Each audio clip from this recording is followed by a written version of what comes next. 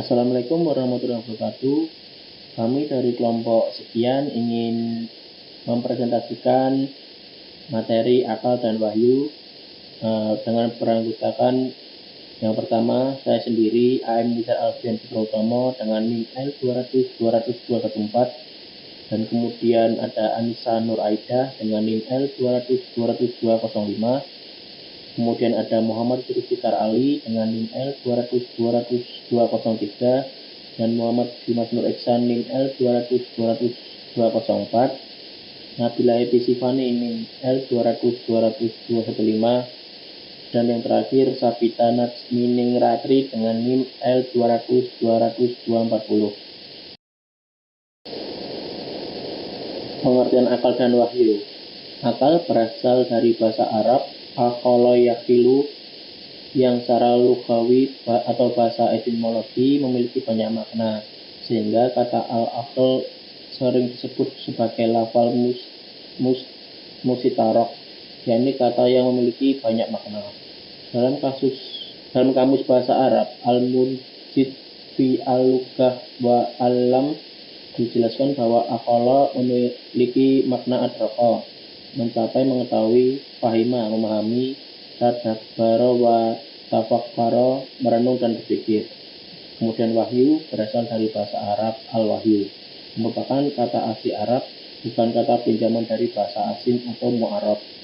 Kata itu memiliki arti suara, api dan kecepatan.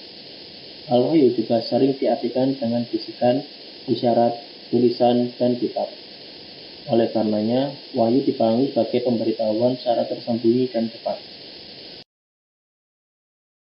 Perbedaan akal dan wahyu. Yang pertama, wahyu diturunkan Allah kepada manusia melalui perantara nabi atau rasul, sedangkan akal tidak. Yang kedua, wahyu menembus batas ruang dan waktu, sedangkan akal tidak. Istilah akal dalam Al-Quran. Kata al-aqlu dalam bentuk kata benda atau masdar tidak terdapat dalam Al-Quran. Al-Quran hanya memuat dalam bentuk kata kerjanya atau fi'il, yaitu kata akalu dalam satu ayat, takkilun dalam 24 ayat, nakil dalam satu ayat, yakiluha satu ayat, dan yakilun 22 ayat. Kata-kata itu dalam arti paham dan mengerti. Sebagai contoh dapat disebut ayat-ayat berikut ini: Al-Baqarah 275, Al-Baqarah 242, Al-Hajj 46, Al-Mulk 10, Al-Ankabut 43. Dari surat tersebut menunjukkan beberapa makna sebagai berikut. Yang pertama, kata akal diartikan dengan memahami, mengerti, berpikir, memikirkan, dan merenungkan. Yang kedua, dorongan dan bahkan keharusan manusia untuk menggunakan akal, pikiran, pemahaman, perenungan dalam menghadapi dan memecahkan berbagai persoalan. Yang ketiga, martabat manusia ditentukan oleh penggunaan akal pikirannya dalam menghadapi sesuatu. Mereka yang tidak menggunakan akal dan hati nuraninya yang fitri tidak ubahnya seperti hewan saja, bahkan lebih sesat lagi. Ya, sekarang saya akan menjelaskan tentang istilah wahyu dalam Al-Quran. Kata wahyu dan tafsir penisbahannya baik dalam bentuk fi'il, mahdi, ahwa, ahwaina, ahwaitu, fi'il mudhari, yuhi, nuhi, uhi, yuna, uhiya, maupun dalam bentuk masdarnya mahyun, wahyan. Dalam Al-Quran muncul sebanyak 78 kali, yang masing-masing memiliki makna dan pengertian yang beragam.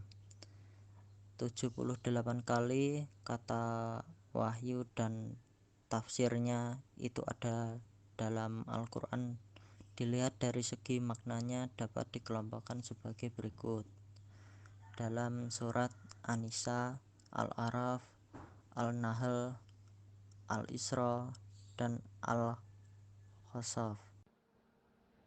Untuk selanjutnya, fungsi wahyu.